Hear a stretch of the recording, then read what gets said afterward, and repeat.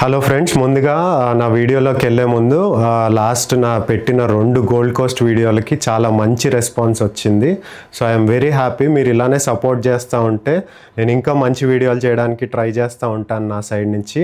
అలానే ఇంకా మన వీడియోలోకి వెళ్ళిపోతే ఈరోజు మీ అందరికీ చెప్పినట్టు మోస్ట్ ఫేమస్ సిటీ సిడ్నీ గురించి నేను మాట్లాడబోతున్నాను. సిడ్నీ అనగానే ఎక్కడి నుంచి స్టార్ట్ చేయాలా అని నేను చాలా ఆలోచించాను. బ్లూ మౌంటైన్సా, ఒపెరా హౌసా, బాండీ బీచా, లేదంటే మ్యాన్లీ బీచా, ఎక్కడి నుంచి స్టార్ట్ చేద్దామని నేను చాలా ఆలోచించాను. సరే, మనందరికీ తెలిసిన విషయం ఏంటంటే సిడ్నీ అంటే మెయిన్గా అందరికీ గుర్తొచ్చేది harbour bridge. So harbour bridge గురించి చేద్దామని చెప్పి ఈరోజు నేను ఈ వీడియో చేస్తున్నాను అనమాట. సో హార్బర్ బ్రిడ్జ్ గురించే ఎక్స్క్లూజివ్గా చేద్దాం అనుకుంటున్నాను. ఎందుకు హార్బర్ బ్రిడ్జ్ గురించి ఎక్స్క్లూజివ్గా మొత్తం వీడియో చేద్దాం అనుకుంటున్నానో ఈ వీడియో ఎండ్ అయ్యేసరికి నేను చెప్తాను. హార్బర్ బ్రిడ్జ్ గురించి మీ అందరికీ తెలుసు. ఏ మూవీస్లో అయినా, మన తెలుగు మూవీస్ ఆరెంజ్ మూవీలో అయినా, అలానే మిస్టర్ పర్ఫెక్ట్ మూవీలో అయినా, అన్ని మూవీస్లో ఆస్ట్రేలియా అంటే ఫస్ట్ చూపించేది మన harbour bridge. So harbour bridge విషయానికి వచ్చేసరికి ఇది చాలా ఫేమస్ అయిన లొకేషన్ షూటింగ్కి.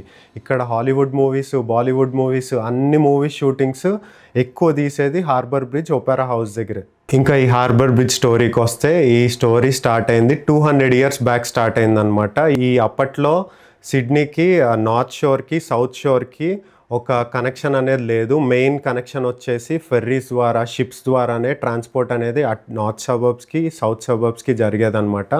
సో ఒక 200 years బ్యాక్ పెరుగుతున్న మెట్రోపాలిస్ సిటీ సిడ్నీ డెవలప్ అవుతున్న టైంలో ఒక మంచి బ్రిడ్జ్ కట్టాలి అని 1850sలో వీళ్ళు అనుకోవడం జరిగిందనమాట. 1850sలో అనుకుంటే దానికి దగ్గర 100 years పట్టింది వాళ్ళకి ప్లాన్ చేసి యాక్షన్లోకి తీసుకురావడానికి. సో మొత్తానికి ఎలాంటి బ్రిడ్జ్ కడదాం, సస్పెన్షన్ బ్రిడ్జ్ కడదామా లేదంటే క్యాంటిలివర్ బ్రిడ్జ్ కడదామా అని చెప్పి చాలా డిస్కషన్స్ అయ్యాక మొత్తానికి 1920లో ఒఫీషియల్గా బ్రిడ్జ్ కన్స్ట్రక్షన్ అనేది స్టార్ట్ అయింది. సో 1920లో వీళ్ళు స్టార్ట్ చేసినప్పుడు ఈ బ్రిడ్జ్ కట్టడం ఒక మాన్యుమెంటల్ హిస్టరీ కింద వాళ్ళు చూసారనమాట. సో అందుకనే చాలా ఐకానిక్గా కట్టాలని చెప్పి ఆ టైంలో ఈ బ్రిడ్జ్ కట్టడానికి 52,800 tons ఆఫ్ స్టీల్ వాడారు. అలానే 1400 workers డే అండ్ నైట్ కష్టపడి కట్టిన బ్రిడ్జ్ ఇది. And also 6 million hand driven rivets అనేవి వాడారు. హ్యాండ్ రివెన్ రివెట్స్ అంటే ఏం లేదు, ప్రతి స్క్రూని అక్కడ ఉండే వర్కర్స్ వాళ్ళ చేతులతో ఫిక్స్ చేసి మరీ కట్టిన బ్రిడ్జ్ ఇది. సో అలా అందరూ 1400 వర్కర్స్ కష్టపడి మొత్తానికి ఈ బ్రిడ్జ్ని 1930లో జాయిన్ చేయడం జరిగిందనమాట. మీ అందరికీ డౌట్ రావచ్చు, జాయిన్ చేయడం ఏంటి అని. ఏం లేదండి, దీని వెనకాల చిన్న ఫిజిక్స్ ఉంది. నేను అది క్లియర్గా ఎక్స్ప్లెయిన్ చేయడానికి ట్రై చేస్తాను. ఈ బ్రిడ్జ్ అనేది మీరు చూసుకుంటే పైన ఒక ఆర్చ్లా ఉంటుందన్నమాట. సో ఆర్చ్ డిజైన్ కట్టడమే వాళ్ళకి ఆ టైంలో చాలా పెద్ద టాస్క్ కింద అనిపించింది. ఎందుకంటే ఆర్చ్ కట్టాలి అంటే ఫస్ట్ ఇలా స్టార్ట్ అయిన ఆర్చ్ బేస్మెంట్ స్ట్రాంగ్గానే ఉంటుంది. తర్వాత ఆర్చ్ పైకి వెళ్ళే కొద్దీ ఈ పాయింట్ ఏదైతే ఉందో అది కనుక వీక్ అయిందంటే బ్రిడ్జ్ కొలాప్స్ అయిపోతుంది అనమాట.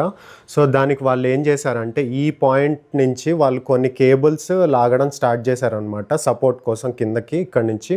సో ఇలా స్టార్ట్ అయిన బ్రిడ్జ్ ఇక్కడి నుంచి కేబుల్స్ వచ్చి ఆ బ్రిడ్జ్కి సపోర్ట్గా ఉంచి ఇలా కట్టుకుంటూ వచ్చారు. అలానే వేరే సైడ్ నుంచి కూడా ఆర్చ్ తీసుకొచ్చారనమాట. కానీ ఒక సైడ్ నుంచి ఫాస్ట్గా ఆర్చ్ని బిల్డ్ చేసుకుంటూ వెళ్ళారు. సో వేరే సైడ్లో ఏమైనా మిస్టేక్ జరిగినా లేదంటే ఈ సైడ్ ఏమైనా మిస్టేక్ జరిగినా ఇటు సైడ్ రెక్టిఫై చేద్దాం అనేది వాళ్ళ ప్లాను. సో ఇది హాఫ్ పాయింట్కి వచ్చేసిన తర్వాత దీన్ని బిల్డ్ చేసుకుంటూ వచ్చారనమాట. అలా రెండు ఒక పాయింట్కి వచ్చేసరికి ఒక 3 feet మధ్యలో గ్యాప్ ఉందన్నమాట. ఆ గ్యాప్ని ఫిల్ చేయడానికి వాళ్ళు ఏం చేశారంటే ఇక్కడ సపోర్ట్ తీసుకున్న కేబుల్స్ని స్లోగా డిస్మాంటిల్ చేస్తూ వచ్చారనమాట. సో ఏమైందంటే వాళ్ళు డిస్మాంటిల్ చేసేసరికి బ్రిడ్జ్ మూవ్ అయ్యి ఆ రెండు జాయిన్ అయినాయి. అక్కడ వాళ్ళు ఫిక్స్ చేస్తారు ఆ బ్రిడ్జ్ని. సో అందుకే మీరు చూసుకుంటే అదొక ఆర్చ్ షేప్లో ఉంటుందన్నమాట. మొత్తానికి ఆ బ్రిడ్జ్ అలా జాయిన్ చేసేసిన తర్వాత 1932లో ఒఫీషియల్గా థౌజండ్స్ ఆఫ్ పీపుల్ గ్యాదర్ అయినప్పుడు ఒక గ్రాండ్ ఓపెనింగ్తో ఈ బ్రిడ్జ్ని ఓపెన్ చేశారనమాట. ఈ బ్రిడ్జ్ కట్టిన టైంకి వరల్డ్లో ఉన్న లాంగెస్ట్ స్టీల్ బ్రిడ్జ్ ఇదే అనమాట. దీని రికార్డ్ మన 2007 వరకు కూడా ఇదే ఫస్ట్ది.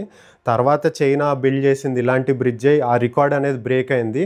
కానీ 100 years వరకు దీందే అనమాట రికార్డు, అంత పెద్ద స్టీల్ బ్రిడ్జ్ కట్టడం. అలానే అంతమంది వర్క్ చేయడం అన్ని ఇయర్స్ పట్టడం ఈ బ్రిడ్జ్కే అయిందనమాట. సో నేను సిడ్నీకి 3 times విజిట్ చేశాను. సో 3 times కూడా ఎప్పుడు వెళ్ళినా హార్బర్ బ్రిడ్జ్ని అలానే మన ఒపెరా హౌస్ని రెండింటిని మిస్ అవ్వకుండా వెళ్ళేవాడిని. చాలాసార్లు హార్బర్ బ్రిడ్జ్ పై నుంచి నడుచుకుంటా కూడా వెళ్ళాను. ఇంకొక థింగ్ ఏంటంటే దీని మీద ట్రైన్స్ వెళ్తాయి, అలానే ఒక 8 lanes రోడ్ ఉంటుంది, అలానే పెడస్ట్రియన్స్ ఇటు సైడ్ వాక్ చేయడానికి ఇటు సైడ్ వాక్ చేయడానికి కూడా ఈ బ్రిడ్జ్ అనేది ఒక ఆపర్చునిటీ కింద ఇచ్చారనమాట వాళ్ళు. సో ఈ బ్రిడ్జ్ లెంగ్తే చాలా పెద్దదని చెప్పుకోవచ్చు మనం. అలానే ఇంకా నేను వెళ్ళిన ప్రతిసారి అక్కడ మనం లంచ్ కానీ డిన్నర్ కానీ చేయడానికి చాలా రెస్టారెంట్స్ విత్ హార్బర్ బ్రిడ్జ్ వ్యూతో ఉండేలాగా చాలా రెస్టారెంట్స్ ఉంటాయి. ఒకవేళ మీరు ఆ బ్రిడ్జ్ చూస్తూ కనుక లంచ్ కానీ డిన్నర్ కానీ చేస్తే మీకు చాలా ప్లెజెంట్ మూమెంట్ అనేది మీకు ఉంటుందన్నమాట. సో ఈ బ్రిడ్జ్ విషయంలో ఒక చిన్న ట్రాజెడీ స్టోరీ కూడా ఉంది. ఈ బ్రిడ్జ్ కట్టే ప్రాసెస్లో 16 workers వాళ్ళ లైఫ్స్ అనేది కోల్పోవడం జరిగింది ఈ బ్రిడ్జ్ కట్టే ప్రాసెస్లో. అదే అన్నిటికంటే బాధాకరమైన విషయం. సో మీరు చూస్తే కనుక ఒక బ్రిడ్జ్ని కన్స్ట్రక్ట్ చేయాలంటే ఎంతమంది లైఫ్స్ రిస్క్ చేయాలి, ఎంతమంది ఆర్కిటెక్చర్స్ కావాలి, ఎంతమంది పని చేయాలి డే అండ్ నైట్, ఎంత ఎఫర్ట్ పెడితే ఒక బ్రిడ్జ్ కట్టగలుగుతామో దానికి సాక్ష్యమే మన హార్బర్ బ్రిడ్జ్. ఇప్పటికి కూడా దాన్ని చూడడానికి అంతమంది వెళ్తున్నారంటే దాని వెనకాల ఇంతమంది కష్టం ఉంది, మనం చూడాల్సింది అది. సో అందుకే మీరు కనుక సిడ్నీ వెళ్తే హార్బర్ బ్రిడ్జ్ ఎవ్వరూ మిస్ అవ్వకండి. అలానే ఈ వీడియో నేను ఎందుకు చేస్తున్నాను అంటే మన తెలుగు వాళ్ళందరికీ తెలియాలి ఇలాంటి బ్రిడ్జ్ ఉంది, ఇంతమంది కష్టపడితే అంత ఐకానిక్గా అయింది అని. ఇప్పటిదాకా ఎవరు చేయలేదు ఇలాంటి వీడియో. సో అందుకే నేను అందరికీ తెలిసేలాగా చెప్పాలి అని చెప్పి ఈ వీడియో చేస్తున్నాను. అలానే ఈ బ్రిడ్జ్ 1932లో ఫినిష్ అయిపోయిన తర్వాత చాలా ఇయర్స్ తర్వాత ఆస్ట్రేలియన్ గవర్నమెంట్కి ఏమనిపించిందో కానీ 1998 నుంచి విజిటర్స్ని బ్రిడ్జ్ ఆ ఆర్చ్ మీదకి ఎక్కడానికి ఒక ఆపర్చునిటీ అనేది క్రియేట్ చేసింది. సో దానికి ఒక అఫీషియల్ వెబ్సైట్ కూడా ఉంది. మీరు ఆ వెబ్సైట్లోకి వెళ్ళి టికెట్స్ బుక్ చేసుకోవచ్చు ఏది సిడ్నీ హార్బర్ బ్రిడ్జ్ ఎక్కడానికి. సో మీరు కనుక హార్బర్ బ్రిడ్జ్ ఎక్కాలి అనుకుంటే దాని టికెట్ వచ్చేసి $300 ఉంది. వీళ్ళకి అఫీషియల్ వెబ్సైట్ కూడా ఉంది. మీరు అక్కడ బుక్ చేసుకుని హార్బర్ బ్రిడ్జ్ ఎక్కచ్చు. హార్బర్ బ్రిడ్జ్ ఎక్కడం వల్ల మనకి ఏమొస్తుంది అంటే అక్కడి నుంచి చాలా మంచి వ్యూ ఉంటుంది, మన సిడ్నీ సిటీ మొత్తం కనపడుతుంది, బ్యూటిఫుల్ వ్యూ ఉంటుంది. ఒక సైడ్ బ్లూ మౌంటైన్స్ కనపడతాయి, ఒక సైడ్ లూనా పార్క్ కనపడుతుంది, ఒక సైడ్ ఒపెరా హౌస్ కనపడుతుంది. సో అంత హైట్లోకి అది ఎక్కడం కూడా చాలా థ్రిల్లింగ్ ఎక్స్పీరియన్స్ అనమాట. సో ఎవరికైనా ఆపర్చునిటీ దొరికింది అంటే ఖచ్చితంగా హార్బర్ బ్రిడ్జ్ ఎక్కడానికి ట్రై చేయండి. అండ్ ఆల్సో మీరు ఎక్కితే కనుక మీరు ఆ ఆర్చ్ ఎక్కడైతే జాయిన్ అయిన పాయింట్ గురించి నేను ఇంత ఎక్స్ప్లెనేషన్ ఇచ్చాను కదా, ఆ పాయింట్ దాకా కూడా వాళ్ళు మిమ్మల్ని తీసుకెళ్తారు. అలానే ఈ మొత్తం వాక్ వచ్చేసి 3 hours వరకు ఉంటుంది. సో ప్లాన్ చేసుకుంటే 3 to 4 hours టైం ఉన్నప్పుడే ప్లాన్ చేసుకోండి. అలానే స్టెప్స్ కూడా 32 స్టెప్స్ ఉంటాయి. సో ఎవరైనా ఎక్కగలిగితేనే అన్ని స్టెప్స్ ప్లాన్ చేసుకోండి. అంత పైకి ఎక్కాలంటే మీరు అన్ని స్టెప్స్ ఎక్కాలి, అప్పుడే మీకు ఆ బ్యూటీ అనేది తెలుస్తుంది, ఆ బ్రిడ్జ్ యొక్క బ్యూటీ. సో హార్బర్ బ్రిడ్జ్లో ఇంకొక ఇంట్రెస్టింగ్ థింగ్ ఏంటంటే థర్మల్ ఎక్స్పాన్షన్ వల్ల బ్రిడ్జ్ అనేది 7 inches సమ్మర్లో రైజ్ అవ్వడం జరుగుతుంది, మళ్ళీ వింటర్ వచ్చేసరికి డౌన్ అవ్వడం జరుగుతుంది. అదే చాలా ఇంట్రెస్టింగ్ ఫ్యాక్ట్. ఆ టైంలో వాళ్ళకి అంత టెక్నాలజీతో కట్టారు అంటే అది చాలా పెద్ద విషయం అని చెప్పుకోవచ్చు. అలానే మన ఇండియాలో కూడా ఇప్పుడు కూడా మనం మాట్లాడుకునేది అందరూ చినాబ్ బ్రిడ్జ్ గురించి.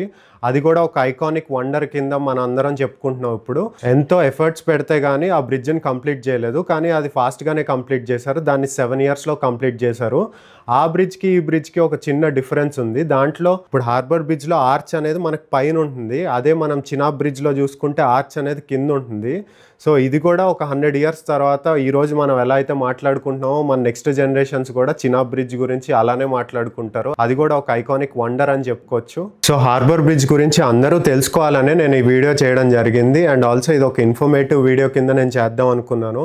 ఇంతమంది కష్టం అందరికీ తెలియాలి ఈ బ్రిడ్జ్ గురించి అని. అలానే మీ అందరికీ ఈ వీడియో నచ్చింది అనుకుంటున్నాను. మీకు కనుక నచ్చితే తప్పకుండా ఈ వీడియోని లైక్ చేయండి. అలానే మీ వ్యూస్ ఏంటి హార్బర్ బ్రిడ్జ్ మీద, అలానే చినాబ్ బ్రిడ్జ్ మీద మీ వ్యూస్ ఏంటి, మీకేమైనా తెలిసిన ఇంకా తెలియని విషయాలు నేను ఎక్కడైనా మిస్ అవుతే కమెంట్ సెక్షన్లో కమెంట్ చేయండి. అలానే నా ముందు 2 వీడియోలకి గోల్డ్ కోస్ట్ వీడియోలకి మంచి రెస్పాన్స్ అనేది వచ్చింది అందరి దగ్గర నుంచి. నాకు చాలా సంతోషంగా ఉంది రెస్పాన్స్ చూశాక. అలానే ఈ వీడియో కనుక మీకు నచ్చితే ఖచ్చితంగా లైక్ చేయడం మర్చిపోకండి. అలానే మీకు ఇంకా ఏమైనా ఇంట్రెస్టింగ్ థింగ్స్ తెలిసి నాతో షేర్ చేయాలనుకుంటే కమెంట్ సెక్షన్లో కమెంట్ చేయండి. అలానే చినాబ్ బ్రిడ్జ్ గురించి మీరు ఏమైనా చెప్పాలనుకున్నా సరే కమెంట్ సెక్షన్లో కమెంట్ చేయండి. సో ఇక్కడితో ఈ వీడియో ఫినిష్ చేస్తున్నాను. Thank you. మళ్ళీ నెక్స్ట్ వీడియోలో మళ్ళీ ఇంకో ఇంట్రెస్టింగ్ టాపిక్తో నేను మీ ముందుకు వస్తాను.